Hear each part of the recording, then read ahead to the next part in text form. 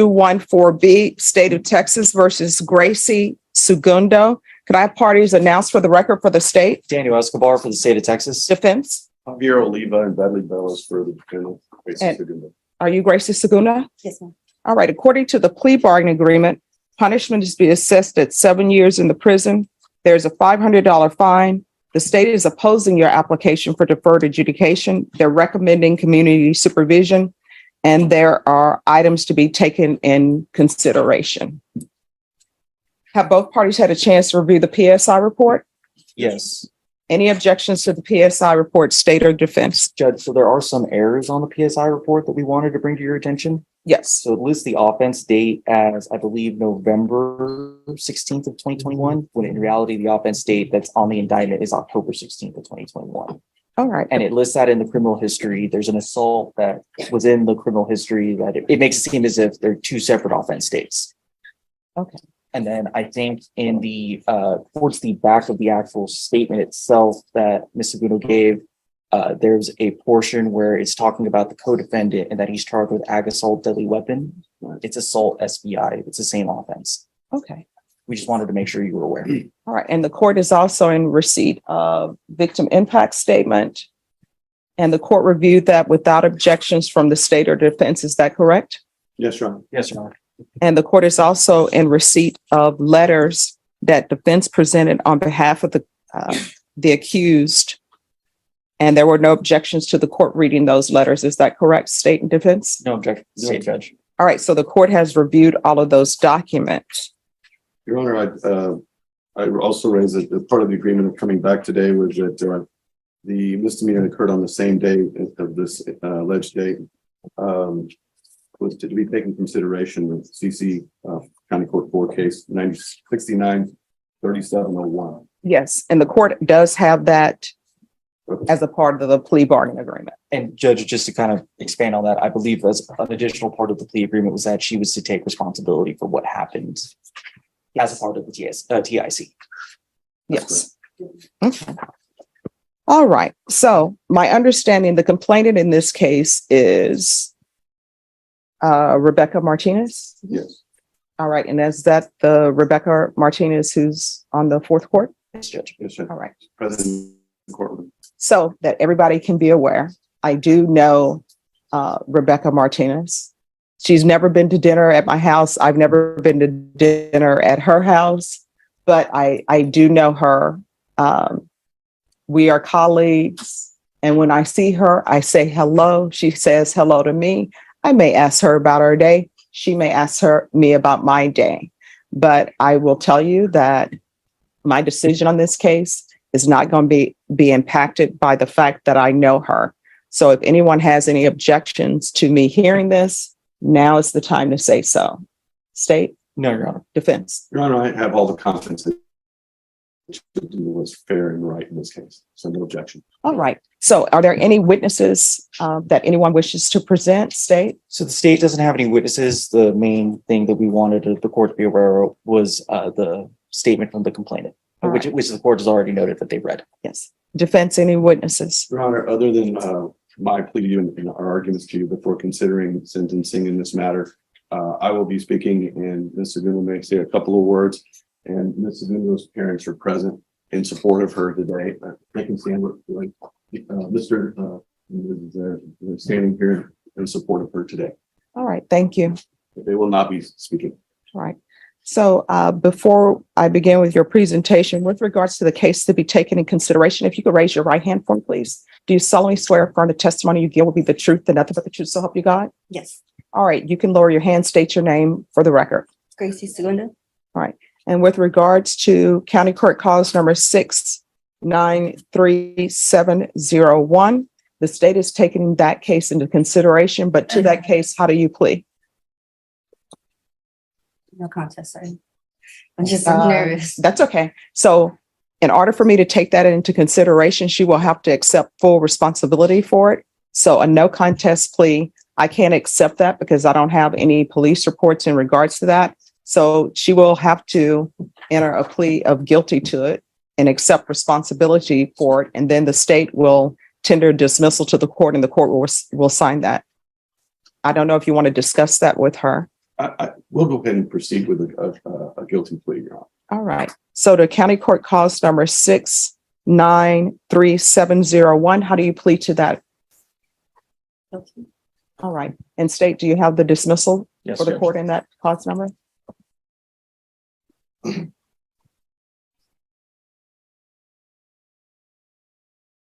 right. So the court then will hear argument. State, you're opposed to deferred adjudication? Yes, Your Honor. The reason why the state is opposed is because of the nature of the offense, the actual underlying facts. It was an assault that occurred where the resulting assault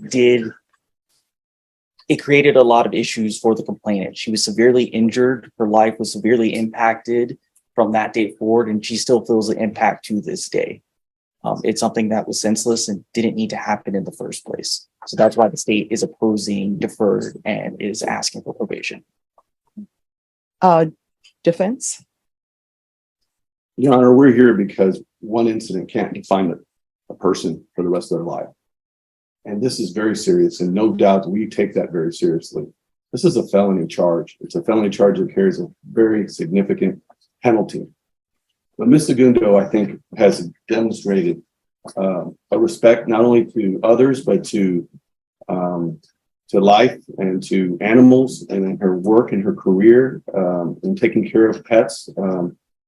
Rarely do I have an opportunity to where a client will provide 32 letters of reference about how wonderful she is with caring for others. And that is the life that she defines herself with. We just feel like this should not define her as a felon for the rest of her life when she has 4 children as a single mother. We know that life is difficult and it's very, very, very hard. And she's having to raise 4 children on her own, ages 15, 14, 12, and 10. As a single mother, she has to be involved in their school activities and support their activities with FAA. And a felon cannot be associated with children and be around them in school activities. This would drastically impair her ability to be a mother to her children. And so she's really fighting to be able to continue to provide the love and the support of 4 children that need their mother so that they can become better than her and have a future.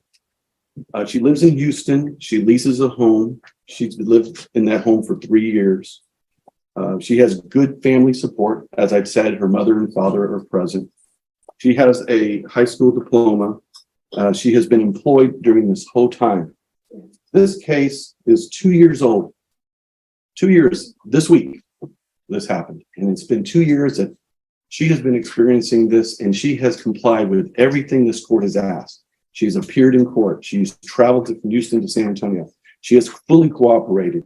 She has weighed all of her decisions and sought not to seek a trial, but to put the decision on deciding her future on you. And she made that decision because she felt that was in her best interest. She does receive some child support. She is willing to do everything and anything that it takes to give her this opportunity. I explained to her that deferred adjudication is a double-edged sword.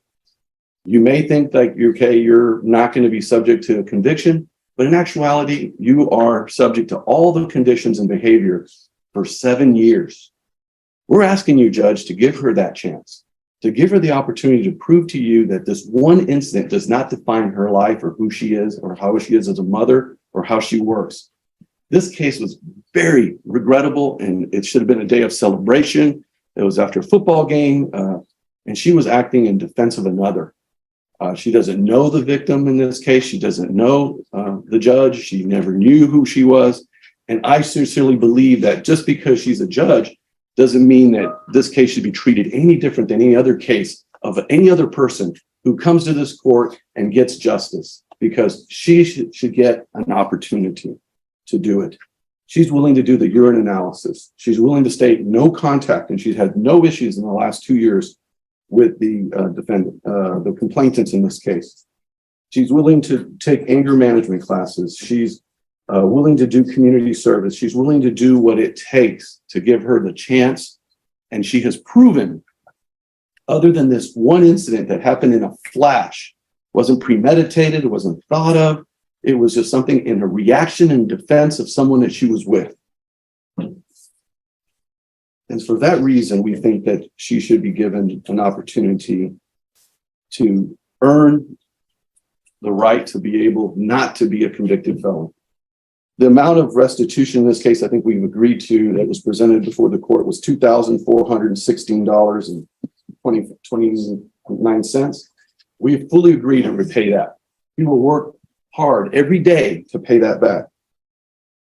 But in this working community and in Houston and San Antonio, mothers every day have challenges. And we regret that this happened. And I know that she sincerely has nothing personal against Ms. Martinez or her husband. She wants to do what's right, but she also wants a chance, Judge. And I'm asking you with all the fiber of my body to give her that chance. And I will make sure and work with her that she will comply with every condition so she will never be back here before you regarding any violation or any condition of this case. You want to say something? No, I'm nervous.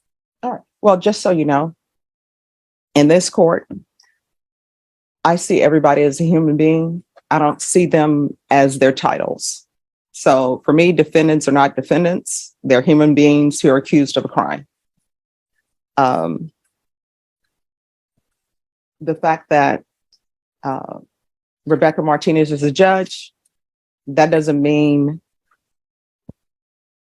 that I'm putting weight on the fact that she's a judge. If she were the president of the United States and she were here as a complainant, I wouldn't put weight on the fact that she's the president of the United States. I'm just dealing with the facts here. And my job is to look at everything objectively and not outside noise, not what people's occupations are. You understand? So I always reread everything and reread police reports and the PSI report, and I've read the letters. I do not understand how the fact that an elevator has a limited capacity, how we go from people saying the elevator is full, you cannot be in an elevator, to it's a brawl. So explain that to me. I mean, it just, I couldn't tell you. I mean, there has to be some sort of thought process. For example, if there's an elevator, I think everybody knows there's a weight capacity on the elevator. Mhm. Me personally, when I see there are too many people on the elevator, I don't get on. But obviously what we are here now for is there's an elevator. According to everything that I've read, the elevator was at capacity. And there were already some people on there. I don't understand how an elevator is at capacity. People need to get off or more people can't come on, how that ends up in a fight. Yeah, I couldn't tell you how it started. I just, somebody in my party was getting into it and somebody hit me and I just reacted. And unfortunately, I feel bad and should never have done that. Shouldn't have got to that. It just happened really quick. I know things happen quickly, but the police report I'm reading, it doesn't say that somebody in your party got in an altercation and you got hit, and so therefore you got into a fight. What your counsel is telling me is that somebody in your party, I guess, was in a fight, and then you decided to get involved in that fight. I went to go and try and pull my friend away, and then I don't know, it was just a bunch of people, and somebody hit me, and I just reacted. Your Honor, if I could clarify, I think the facts is this is a COVID era situation in the elevator. These elevators can accommodate 18, 20, 22 people, and they were limiting it to 7. And as people went into the elevator, the policy and procedures of the elevator operator of not allowing people to come in once they met capacity. They were in the elevator. They were asked that there was too many in the elevator. And then people had to decide who's getting off. And they asked who she was with, another man and another person, to get off the elevator. That person said, I want to talk to your supervisor. That individual entered into an altercation with the victim's husband that spilled out of the elevator onto the floor. She came in assistance to that man. And that's when she was hit, and that's when she struck the victim. That's stated in one of the reports here that was provided to you in the PSI. And she did not go in there to fight. She didn't go in there to look for someone to fight. She was trying to get someone off of her friend. And in the process of that was struck, and she injured Ms. Martinez. And so it's regrettable, Judge. There's no doubt about that. And this incident happened in a matter of seconds.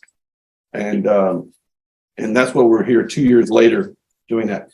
And in addition to that, Judge, there is a civil suit in this case where the parties in this case are seeking $1 million in damages against my client. And so this case will not end today. It will continue in a civil matter with a lower burden of proof, where she will have to defend herself in a civil cause of action for money damages. And Judge, just to clarify from the state's end, I would disagree with the characterization of how the incident started. The party was already on the elevator. The complainant's party was already on the elevator. They were asked to not enter the elevator. They weren't kicked off the elevator. They were asked not to enter. They were in the elevator. And that's what started it. And I also have a copy of the lawsuit that was filed this week before the sentencing, where they're seeking $1 million damages in civil lawsuit right here. You want to see it, Judge? It's public record. I would object just because relevance. So lawsuits and filed in the city court. That's a copy from the courthouse. All right. Unless there are some facts that are listed in the It pleads the lawsuit. whole case, Your Honor. Exactly what you're talking about is pled in the civil suit. I mean, if that document has facts that somebody has, well, alleged facts that somebody has presented, that's a different rendition from what's in here, then the court will. It does not, Judge. All right. So, Just to let you know, there is a civil suit. all right, then the objection will be sustained. All right. I've read your letters that were presented, and it appears that, other than this one incident, you're a great person. But sometimes sentencing, well, not sometimes, always sentencing has to do with punishment, rehabilitation, and basically whether or not someone should go to prison or not go to prison. These are all things I have to think about. You understand? And so I have to weigh certain things. And the things that I'm weighing are the fact that there were people in the elevator and you were asked not to get on the elevator. Is that correct or is that not correct? You were on the elevator. Your Honor, the elevator's doors open. They entered into the elevator and they were asked, there were too many in the elevator, and the elevator operator asked people to voluntarily get off. All right. So there were already people on the elevator. Then you got on the elevator and you were asked to get out. Us just walked in at once. All right. And And then you were asked to leave.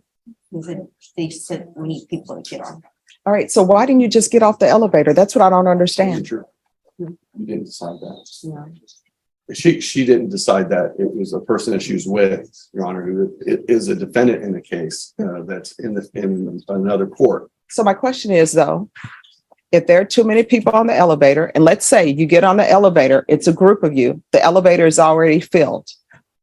I'm assuming, and correct me if I'm wrong, people were on the elevator, they had not met their 7-person capacity. And then you and your group come on, and because of the number in your group, they've exceeded their 7-person capacity. And then they're saying, you all need to get off the elevator and wait. Why not just get off the elevator? That's what I don't understand. Even if you're with somebody in your party who says, I'm not getting off the elevator, why didn't you just get off and I'll wait for the next elevator? I'll take the stairs. I don't understand. We had already gotten off 2 floors, so we said like we've been waiting, but we didn't want to be the ones to get out. And was alcohol involved, or people just don't want to take It the was after a stairs? football game, Judge. State, does anybody want to? I know the complainants are here. Do they want No, to say anything to the court? no, Your Honor. Okay. Oh, Your Honor, may I have one moment? Yes.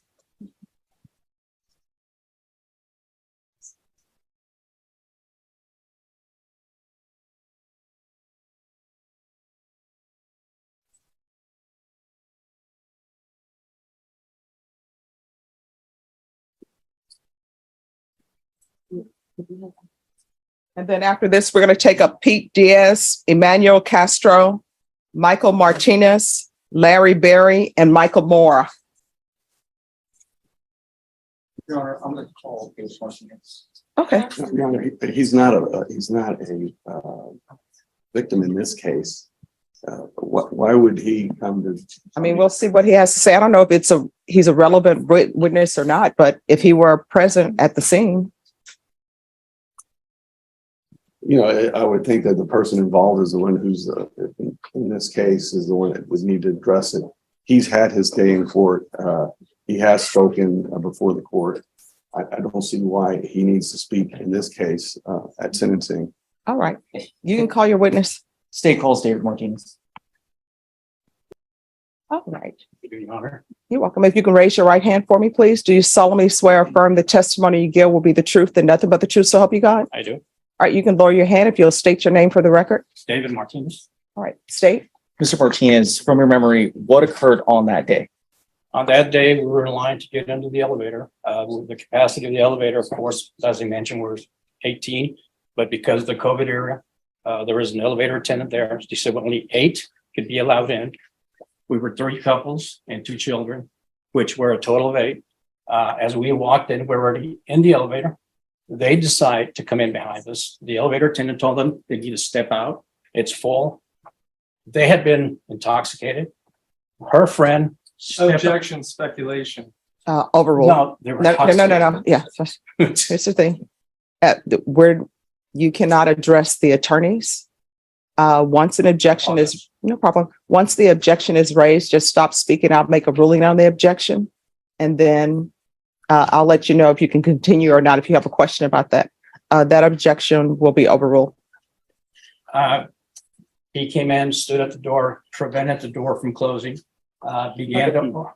Objection, Your Honor. I just asked for clarification from the ones. I don't know who he is. Which he are you speaking about, sir? Her partner, there was 2 gentlemen, which was the initial one that started arguing with us.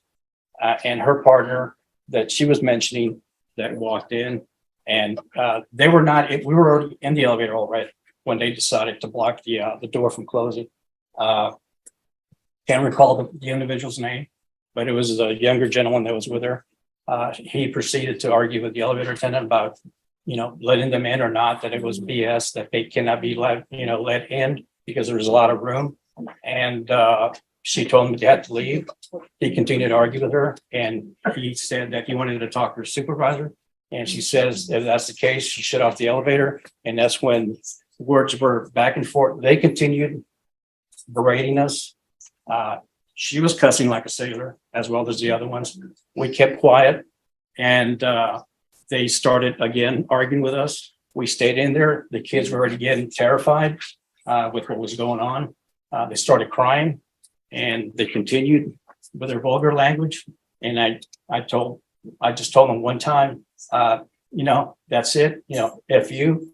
The gentleman that was with him got upset. He literally from the outside ran into the elevator, knocked us all over, and assaulted all of us in there. I grabbed him and I pushed him out. It was not the individual that she says was in there. It was the other individual that was with him that probably hosted them to the game. And he and I went outside. And after that, what? From there, sir, is that where everything happened? Correct. Pass it with this judge. Any questions?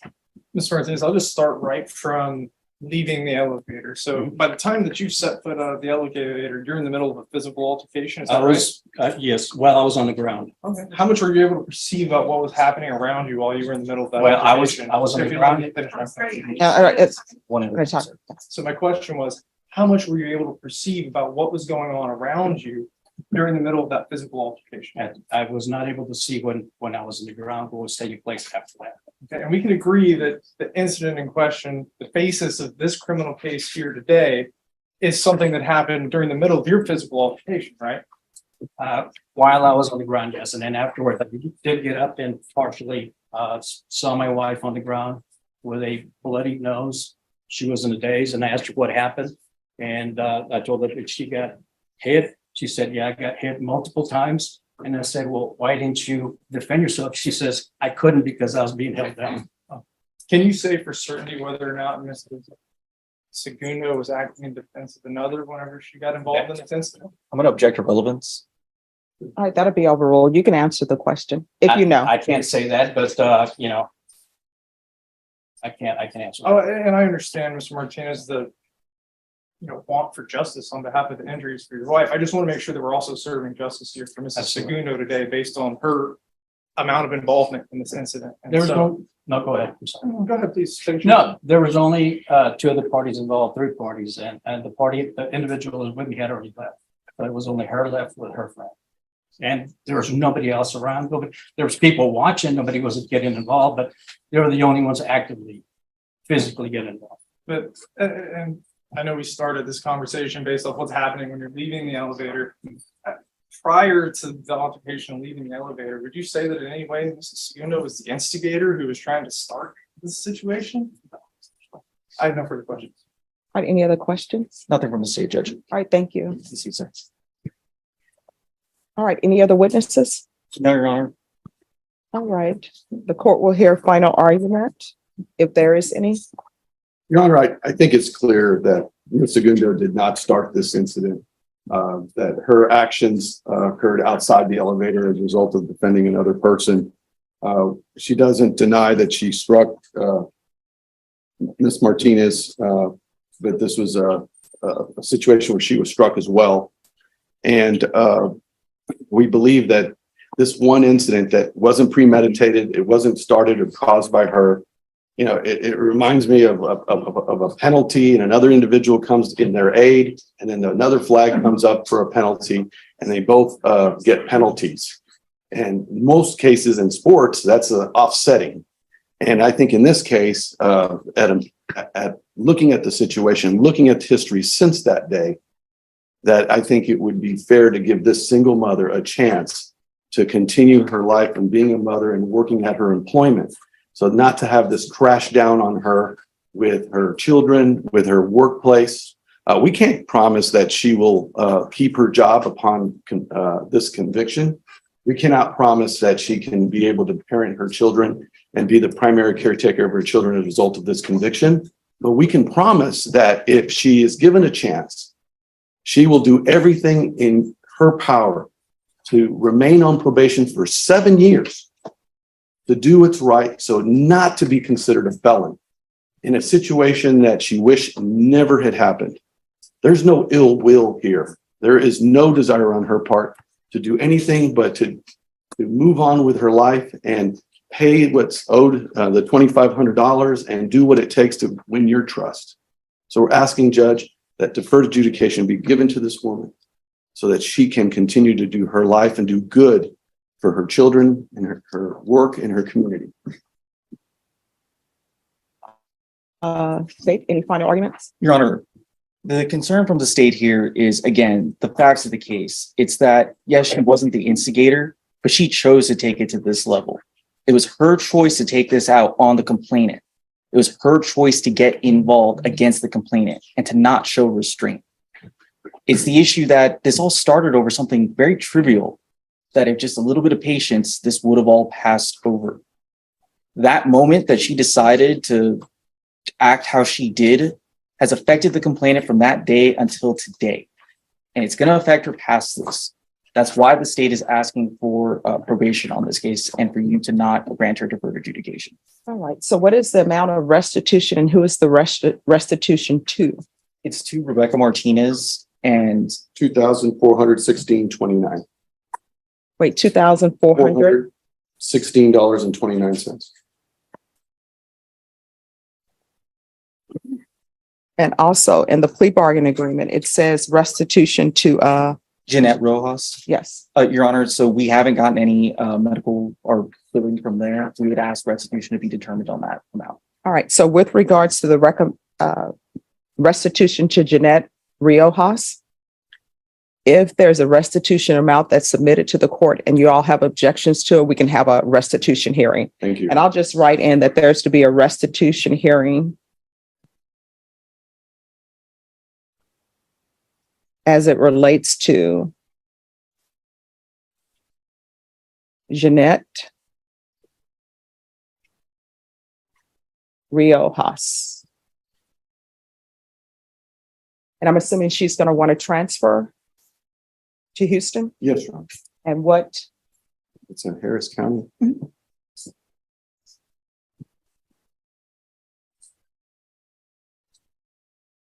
all right, Ms. Segunda, I've listened to all arguments. I want you to know I paid very close attention to the arguments that were presented, to the witnesses, and to all of the documents that the court reviewed. I realize that sometimes when things happen, it's just a Snapchat or somebody's life, right? It doesn't mean that the person is a horrible person. And I'm sure if people could go back and change things, sometimes people are serious when they say, if I could go back and change things, I would. Maybe I never would have went to the game. I would have just let the elevator went. I would have taken the stairs. I understand that. But we can't turn back the hands of time, right? And the problem in this case, and one of the things that I'm looking at is the fact that the complainant has serious injuries. And it has nothing, my consideration on whether they're a judge or not, that's not playing any factor in my decision. If she did not have that occupation, let's just say she worked at the HEB, for example, then based upon her injuries, she wouldn't be able to work at the HEB. She wouldn't be able to stock. She wouldn't be able to stand and be a cashier. I don't know what they would have her doing at the HEB. You understand? So her injuries are very serious injuries. And I've read the report that was given to me about her injuries. And I've read the PSI report, and I've read the police reports again in this case, because I always like to review things. So I understand that you're very sorry for what happened, but sometimes, yeah, it's great that you're sorry. It's great that you've internalized things, but there is still some punishment associated with it. And I understand that sometimes when people have felony convictions, they say, well, now I can't do this. I can't do that. I can't do this. But then when you look at the complainant has some lifelong issues. And that's the report that I was given and that your attorney has read. The injuries that she suffered are not going away. And from the report I read, it sounds like they're never going away. She's always going to have those injuries. And I think you know that when people have broken bones, there's a change in the weather, their bones ache. I have it with my fingers because at one point in time, all of my fingers were broken on my left hand. So I know when the weather is changing, it gets a little bit painful, not unbearably painful, but it does. So those are a whole host of things that happens when somebody suffers the injuries that she suffered. I understand, as I said, that you're sympathetic, and I believe that you're sympathetic, and if you could do things over, you would. But I am where I am right now, okay? All right, this is what the court is going to do. Court will find you guilty, sentence you to 7 years in the prison, suspended and probated for 5 years. There's a $500 fine that will be probated. There's a transfer to Houston, Texas, Harris County. Taking consideration County Court Cause number 693701, there's to be restitution of $2,416.29 to Rebecca Martinez. There's to be no contact with Rebecca Martinez or Jeanette Riojas. Proof of employment within 45 days. There's to be no employment as a home health care provider with minors. 100 hours of community service restitution. That'll be waived once you complete parenting classes. There's to be regular reporting by Zoom or in person, regular UAs, and restitution hearing as it relates to Jeanette Riojas. I don't see this as an anger management situation. I see this as an aberration. I think she doesn't need anger management classes. So is there anyone going to object to me not giving her anger management classes? The state won't object, Judge. All right. Probation, is there anything else she needs? No, Your Honor. Is there anything else you need from the court to be successful? Mm. All right. I'm going to show you what's entitled Trial Court Certification of Defendant's Rights to Appeal. Did you review that with your attorney? Did you understand it? And did you sign it? Yeah. All right. Because this is a plea bargaining agreement, because I followed your plea bargaining agreement, and because you waive your right to appeal, you do not have the court's permission to appeal. Because this is a felony conviction, you're not allowed to own or possess any weapons or ammunition. If you have a question of what a weapon or ammunition is, you'll need to speak to an attorney. Do you understand? No. All right, we can go off the record. So what I've learned in my time on the planet, it's just best when somebody says, oh, you can't do that, and you want to argue about it, pick another day to argue about it.